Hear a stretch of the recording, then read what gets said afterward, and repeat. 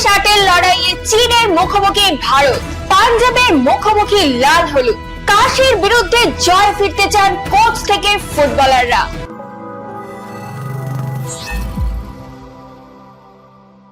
নমস্কার, আমি শায়নী। দৈনিক ড্রিবেলের আজকের পর্বে আপনাদেরকে স্বাগত জানাই। চীনের মাটিতে আয়োজক দেশের বিরুদ্ধে খেলার আগে ইতিহাসের সন্ধিক্ষণে দাঁড়িয়ে আন্ডার-17 ভারতের মেয়েরা একটি জয় শুধু তাদের সেমিফাইনালে পৌঁছে দিতে পারে তাই নয়, খুলে দিতে পারে মরক্কোয় অনুষ্ঠিত হতে চলা আন্ডার-17 মহিলা বিশ্বকাপের ফুটবলের খেলার দরজাও। আসুন একবার দেখে নিই প্রীতিকারা কি ইতিহাস করতে পারলো। আশা পূরণ হলো না, কোয়ার্টার ফাইনাল থেকে ছিটকে গেল আন্ডার-17 ভারতীয় মহিলা দল। আজ আন্ডার-17 মহিলা এশিয়া কাপে চীনের বিরুদ্ধে তারা 0-3 গোলে হেরে গেল।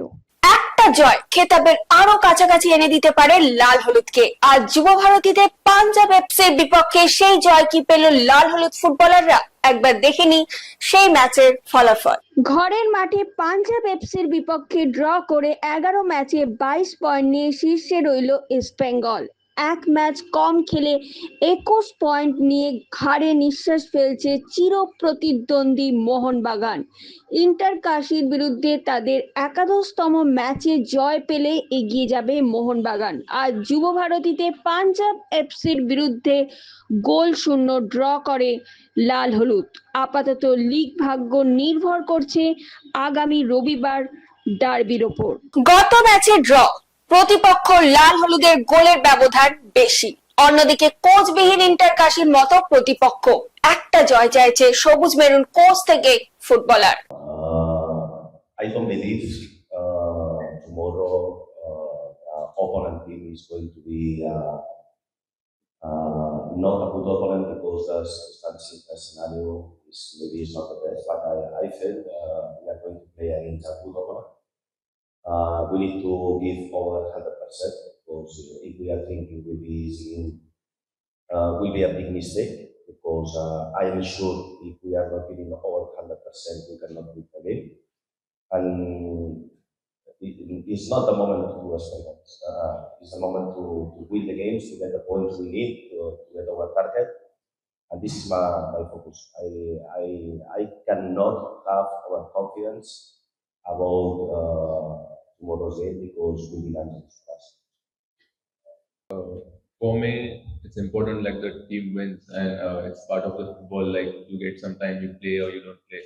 But for me, it's like improving every day and learning from the best in my team and just keep going. So helping my team whenever I get the chance.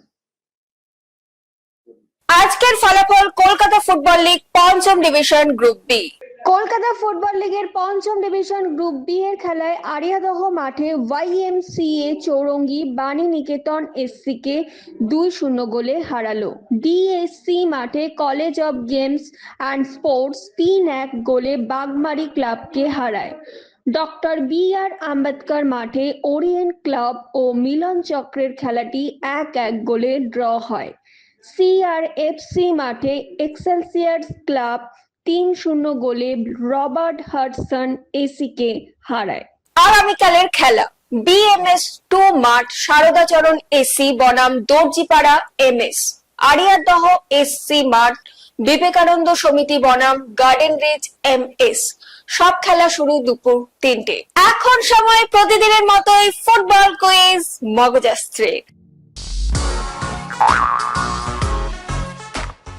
গত শুক্রবারের প্রশ্নের সঠিক উত্তর হলো 8ই মে 2026 লেবাননের বিরুদ্ধে।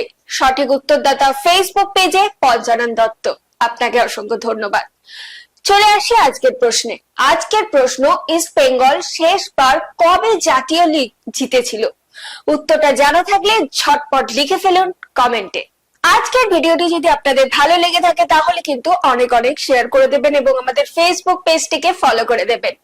বাংলা ফুটবলের এরকম আরো খবর জানার জন্য আমাদের ইউটিউব চ্যানেলটিকে সাবস্ক্রাইব করে বেল আইকনটি প্রেস করে দেবেন। আজকের মতো আমি এখানেই বিদায় নিচ্ছি। আবার আপনাদের সঙ্গে দেখা হবে আগামীকাল একটা নতুন পর্ব নিয়ে।